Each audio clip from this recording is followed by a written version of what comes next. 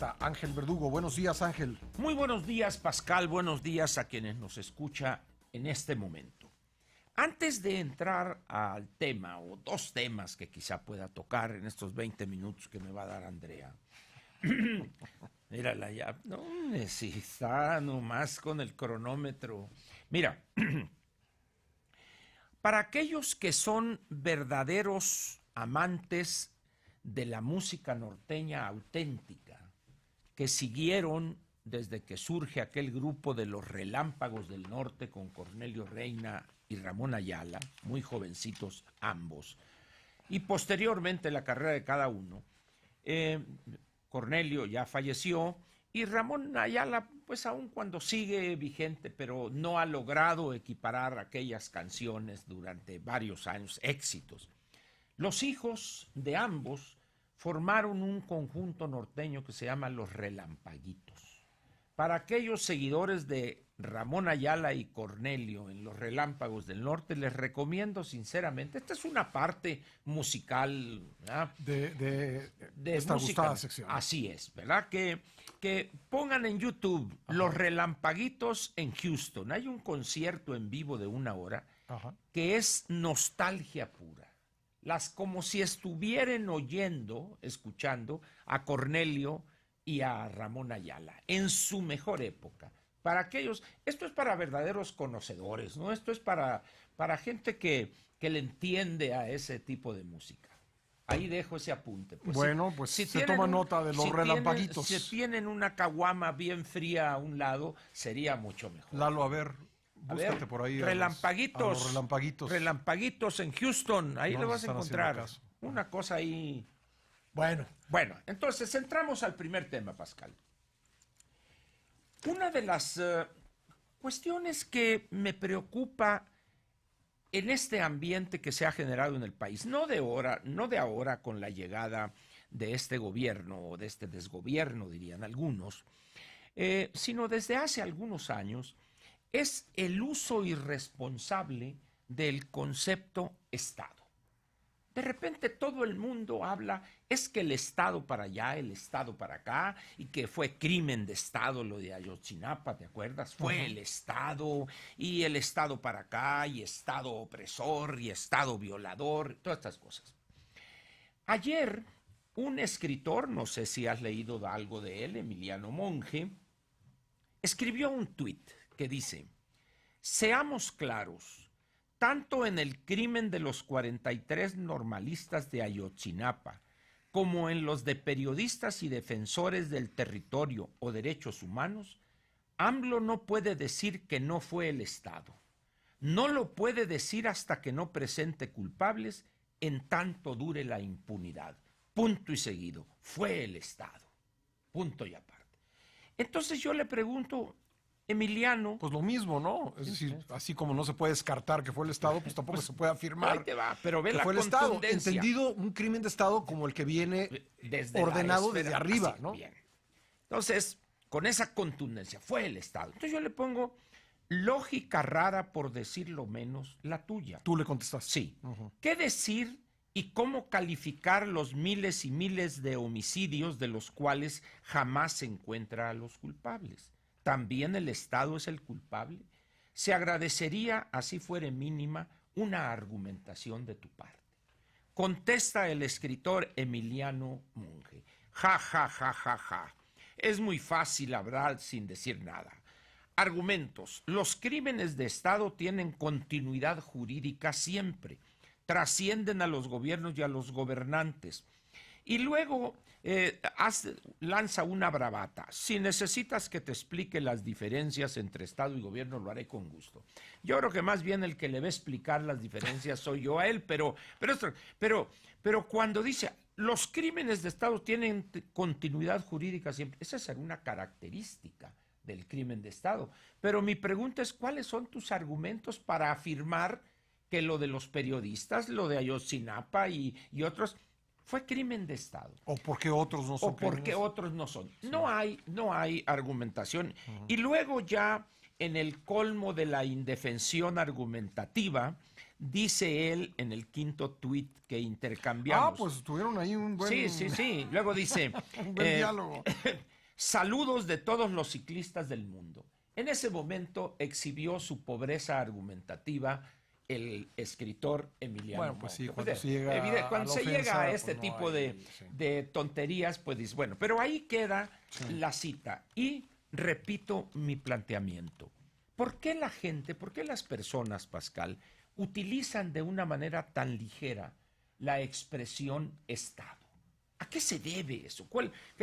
¿Se oye bien? ¿Es matadora la frase donde se incorpora eso?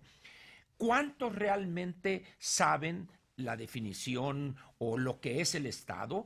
Al margen si utilizan el concepto de el Leviatán, Hobbes, o el concepto de Lenin en el Estado y la Revolución, lo que quieran. Pero creo que es peligrosa esa tergiversación del concepto y sobre todo, Pascal, que deja de lado la búsqueda o la exhibición de los verdaderos responsables de crímenes como esto. Cuando el presidente lanza eso, no se puede hablar de eso. Y ahorita es una gran discusión. Bueno, incluso ya Carlos Marín propuso que venga mi estimado y querido paisano Rubén Aguilar para que nos diga qué quiso decir el presidente. Es decir, se ha llegado a la prostitución de un concepto más Estado y eso, Pascal, es peligroso. Yo recuerdo algo que leí hace muchísimos años, en mis años mozos, cuando empezaba yo en esto de la grilla o de la política estudiantil. Una frase o una expresión que creo que fue de Elena Garro, que decía que algunos conceptos en México había que lavarlos con lejía. Te has de acordar que este producto era lo máximo que había para eliminar impurezas o manchas. Ya cuando lavabas algo con lejía es que prácticamente quedaba sin color alguno, ¿no? Bueno, decía que las palabras como revolución, democracia o la expresión justicia social había que lavarlas con lejía. Sí, porque las han usado para trapear, con ¿no? una pátina de mugre, de suciedad, de excremento, de todo. Y creo que está pasando más o menos lo mismo con la palabra Estado, Pascal. La hemos cubierto de tantas mentiras, arrastrado en la basura, pisado, orinado sobre esa palabra, que prácticamente hoy la usa la gente como sinónimo del gobierno, que no es eso, es una cosa completamente diferente. De tal manera, pues, que yo les recomendaría a quienes usan a la ligera la expresión crimen de Estado, piensen antes de emitirla. ¿Por qué? Porque lo único que hacen, además de lanzar algo que es incorrecto como expresión, también desdibujan o pretenden desdibujar una realidad que las más de las veces favorece a los criminales. Eso es lo que diría. Y segundo tema, muy rápidamente, Pascal, esta discusión o otra vez esta avalancha de opiniones en torno a recesión o no recesión. Yo les pediría a aquellos que estén preocupados por el concepto que acudan a un artículo viejo del 2008 del National Bureau of Economic Research, que es el think tank que tiene la tarea de definir los ciclos económicos, definir cuándo comienza un periodo recesivo, cuándo termina, etcétera, etcétera, que se llama What's a Recession Anyway? ¿Qué es, al final de cuentas, una recesión? Ahí viene de manera amplia el concepto de recesión, donde incluye 4 variables o 4 indicadores. La nómina mensual, empleo civil, es decir, no gubernamental, la producción industrial y la tasa de desempleo.